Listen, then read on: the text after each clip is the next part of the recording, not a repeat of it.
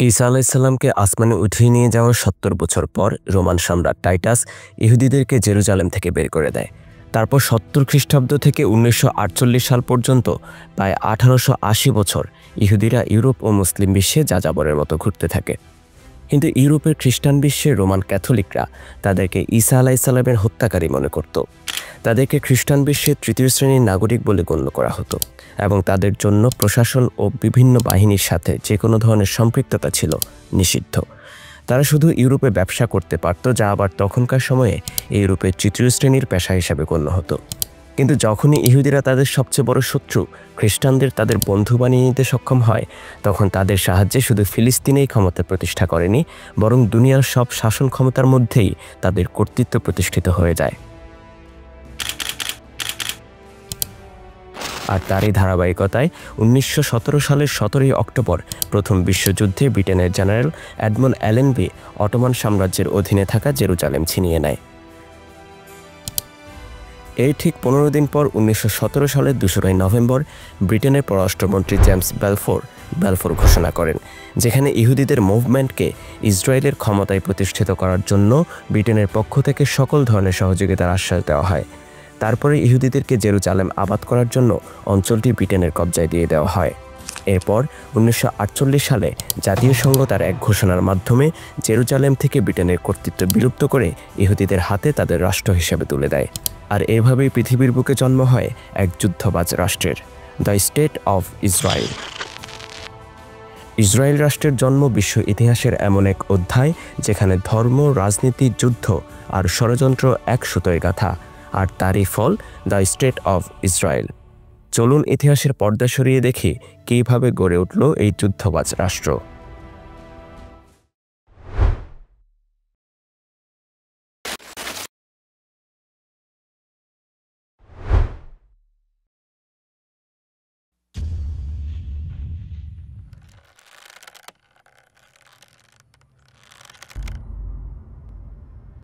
খ্রিস্টপূর্ব ৬৩ সালে Roman general Pompeii জুডিয়াকে বর্তমান ইসরায়েল ও ফিলিস্তিনের অংশবিশেষ রোমান সাম্রাজ্যের অধীনে নিয়ে আসে।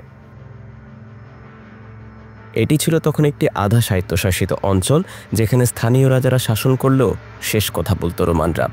কিন্তু এই অঞ্চলের ইহুদি জনগণ ছিল অত্যন্ত স্বাধীনতাপ্রিয়। তারা সবসময় বিশ্বাস করত যে তাদের ভূমি শুধুমাত্র তাদের ঈশ্বরের দেওয়া এবং অন্য কারো কর্তৃত্ব তারা মেনে নেবে না। এই মানসিকতা বারবার রোমানদের সঙ্গে তাদের সংঘর্ষে ঠেলে দেয়। তারপর একটা লম্বা সময় পর ৬৬ খ্রিস্টাব্দে তারা রোমানদের উপর আক্রমণ করে এবং জেরুজালেম থেকে রোমানদের বিতাড়িত করে দেয়। এটি ছিল রোমানদের চোখে প্রত্যক্ষ রাষ্ট্রদ্রোহ। ৭০ খ্রিস্টাব্দে সম্রাট নিরো তার জেনারেল ভেসপেসিয়ান এবং তার পুত্র টাইটাসকে পাঠান বিদ্রোহ দমন করতে। টাইটাস বিশাল বাহিনী নিয়ে জেরুজালেম অবরোধ করেন। মাত্র ৫ মাস অবরোধের পর টাইটাস শহরে প্রবেশ করেন এবং টাইটাস উপলব্ধি করেন যে এই জাতিকে যদি ছেড়ে দেওয়া হয় তাহলে তারা কখনোই শান্তি আনবে না, বরং বারবার অরাজকতা ছড়াবে। তাই টাইটাস কঠোর সিদ্ধান্ত নেন, ইহুদিদের বিতাড়িত করা হবে জেরুজালেম থেকে। হাজার হাজার বিদ্রোহী ইহুদিকে হত্যা করা হয়। বেঁচে যাওয়া ষড়যন্ত্রকারী ইহুদিদেরকে ছড়িয়ে দেওয়া হয় রোমান সাম্রাজ্যের বিভিন্ন প্রান্তে। জেরুজালেমের নাম বদলে রাখা হয় এলিয়া ক্যাপিটোলিনা এবং ইহুদিদের শহরে প্রবেশ নিষিদ্ধ করা হয়। আর তারপর থেকে ইহুদিরা ইউরোপ ও মুসলিম বিশ্বে যাযাবরের মতো ঘুরতে থাকে। ইউরোপের খ্রিস্টান সমাজে তাদের বিরুদ্ধে শুধু রাজনৈতিক নয়, বরং ধর্মীয় ঘৃণাও কাজ করত। কেননা রোমান ক্যাথলিকরা বিশ্বাস করত ইহুদিরাই ঈসা আলাইসাল্লামের হত্যাকারী, ফলে তাদেরকে খ্রিস্টান বিশ্বের তৃতীয় শ্রেণীর নাগরিক বলে গণ্য করা হতো।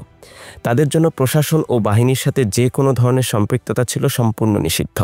তাদের একমাত্র পেশা ছিল ব্যবসা, যা তৎকালীন ইউরোপে হেয় পেশা হিসেবে বিবেচিত হতো।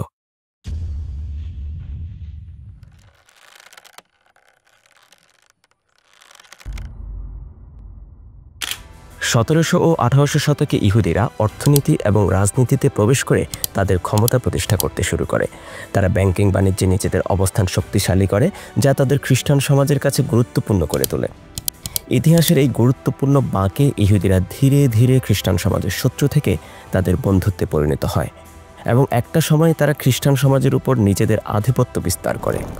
অর্থনীতি এবং ব্যবসা জগতে সফল হওয়ার পর ইহুদিরা মিডিয়ায় তাদের শক্তি প্রতিষ্ঠা করতে শুরু করে। সংবাদপত্র, প্রকাশনা প্রতিষ্ঠান এবং সাহিত্য, এইসব ক্ষেত্রে তাদের উপস্থিতি লক্ষণীয় হতে থাকে। তারা ধীরে ধীরে মিডিয়ার মাধ্যমে জনমত তৈরি করে, যা তাদের রাজনৈতিক উদ্দেশ্য বাস্তবায়নে সহায়ক ছিল। মিডিয়ায় প্রভাব বিস্তার করার ফলে তারা কেবল খ্রিস্টান সমাজের কাছে জনপ্রিয় হয়নি, বরং রাজনৈতিক দৃশ্যপটেও তাদের স্থান আরও দৃঢ় হয়েছিল। ইহুদিরা জানত যে সমাজ তাদেরকে আগেও শত্রু হিসাবে দেখেছিল, তাদের সমর্থন পেলে তাদের জাতির জন্য তা বিপ্লবের মতো ফল দিতে পারে। এভাবেই ঘৃণা থেকে বন্ধুত্বে রূপান্তরিত হলো সম্পর্কের ইতিহাস। একসময় যারা একে অপরের শত্রু ছিল, তারা একে অপরের সহযোগী হয়ে উঠল। ইতিহাসের এই বাঁক, যেখানে অর্থনীতি, মিডিয়া এবং রাজনীতি মিলিত হয়ে ইহুদিদের জন্য একটি নতুন দিগন্ত সৃষ্টি করল, তা শুধু ইসরায়েল রাষ্ট্র প্রতিষ্ঠার পথ প্রশস্ত করেনি, বরং এক নতুন বিশ্ব ব্যবস্থার সূচনা করেছিল।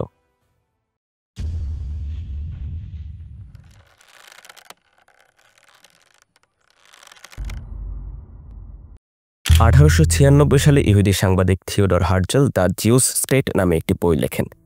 বইটিতে তিনি বলেন, ইউরোপের ইহুদিদের প্রতি ক্রমবর্ধমান ঘৃণা থেকে মুক্তি পেতে হলে তাদের জন্য আলাদা একটি রাষ্ট্র গঠনের কোনো বিকল্প নেই। এই ধারণা থেকেই 1897 সালে সুইজারল্যান্ডের বাসেল শহরে অনুষ্ঠিত হয় প্রথম জায়নিস্ট কংগ্রেস। প্রায় 200 জন ইহুদি প্রতিনিধি উপস্থিত ছিলেন ইউরোপ, রাশিয়া ও আমেরিকা থেকে। কংগ্রেসে গৃহীত হয় বাসেল প্রোগ্রাম, যেখানে স্পষ্ট করে বলা হয়, the aim of Zionism is to create for the Jews people a home in Palestine secured by public law. অর্থাৎ ফিলিস্তিনে একটি ইহুদি রাষ্ট্র প্রতিষ্ঠাই হবে জায়নিজমের মূল লক্ষ্য। এই কংগ্রেস থেকেই গঠিত হয় ওয়ার্ল্ড জায়নিস্ট অর্গানাইজেশন WZO, যা জায়নিজমকে সংগঠিত করে, তহবিল সংগ্রহ এবং ভূমি কিনে ইহুদি অভিবাসন শুরু করে ফিলিস্তিনে। এই সংস্থা পরে গুরুত্বপূর্ণ ভূমিকা রাখে ইসরায়েল রাষ্ট্র গঠনের পেছনে।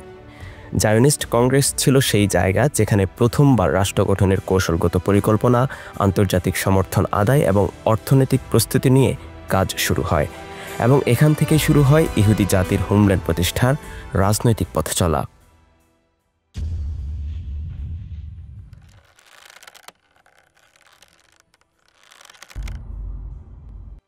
1917 সাল, বিশ্বযুদ্ধের উত্তাল সময়।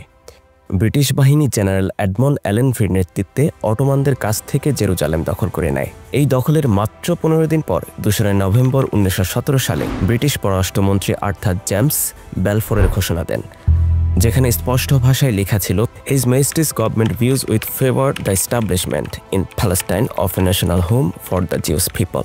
এই ঘোষণার মাধ্যমে প্রথমবার কোনো ঔপনিবেশিক শক্তি ইহুদি জাতির জন্য ফিলিস্তিনে একটি রাষ্ট্র প্রতিষ্ঠার পক্ষে প্রকাশ্য সমর্থন দেয়। অথচ ফিলিস্তিনে তখন বসবাস করছিল প্রায় 90% আরব, মুসলমান ও খ্রিস্টান, এবং মাত্র 10% ছিল ইহুদি। তবুও 1920 সালে লিগ অব নেশনসের ম্যান্ডেটের মাধ্যমে ব্রিটেনকে ফিলিস্তিনের অভিভাবক করা হয়। এই সময় থেকে শুরু হয় ব্যাপক ইহুদি অভিবাসন। সারা ইউরোপ থেকে, বিশেষ করে রাশিয়া, জার্মানি ও পোল্যান্ড থেকে হাজার হাজার ইহুদি ফিলিস্তিনে আসতে থাকে। ব্রিটিশ প্রশাসন সরাসরি সহযোগিতা করে জিউস এজেন্সি, ওয়ার্ল্ড জায়নিস্ট অর্গানাইজেশনের মতো সংগঠনগুলোর সাথে। তারা জমি কিনে আরব কৃষকদের উচ্ছেদ করতে শুরু করে, ফলে আরব সমাজে শুরু হয় তীব্র ক্ষোভ ও প্রতিরোধ, যার ফলে 1929 সালে আল আকসা নিয়ে উত্তেজনা থেকে আরব ইহুদি দাঙ্গা হয়। 1936 থেকে 1939 সাল পর্যন্ত ব্রিটিশ শাসন ও ইহুদি অভিবাসনের বিরুদ্ধে বৃহৎ আরব বিদ্রোহ হয়, কিন্তু প্রতিটি আন্দোলনই ব্রিটিশ ও ইহুদির যৌথ দমন নীতির কারণে ব্যর্থ হয়। এই সময় ইহুদিরা গড়ে তোলে নিজস্ব সামরিক বাহিনী, হাগানা, ইরগুন এবং স্টার্ন গ্যাং। তাদের মূল লক্ষ্য ছিল ফিলিস্তিনে অস্ত্রের জোরে নিজেদের আধিপত্য প্রতিষ্ঠা করা। দ্বিতীয় বিশ্বযুদ্ধের পর, বিশেষ করে হলোকস্টের ট্র্যাজেডিকে বিশ্ব দরবারে কৌশলে তুলে ধরে ইহুদি নেতারা তাদের রাষ্ট্রের দাবি জোরালো করে। অবশেষে 1947 সালের 29 নভেম্বর জাতিসংঘের সাধারণ পরিষদে 181 নম্বর রেজুলেশন পাশ হয়। এতে ফিলিস্তিনকে দুইটি ভাগে ভাগ করে ইহুদি ও আরব রাষ্ট্র গঠনের প্রস্তাব আসে। আরবরা এই প্রস্তাব প্রত্যাখ্যান করে, কারণ তাদের জমির বড় অংশ দিয়ে দেওয়া হয় এক সংখ্যালঘু গোষ্ঠীকে। কিন্তু ইহুদিরা পরিকল্পনা মাফিক নিজেদের রাষ্ট্র গঠনের কাজ শুরু করে দেয়। 1948 সালের 14 মে ব্রিটিশদের ম্যান্ডেট শেষ হওয়ার মাত্র কয়েক ঘন্টা আগে ডেভিড বেন গুরিয়ন ঘোষণা দেন দ্য স্টেট অফ ইসরায়েলের। আর এভাবেই ইতিহাসের বুকে জন্ম নেয় একটি রাষ্ট্র যার গোড়াপত্তনই ছিল বঞ্চনা, অন্যায় ও সাম্রাজ্যবাদী চক্রান্তে।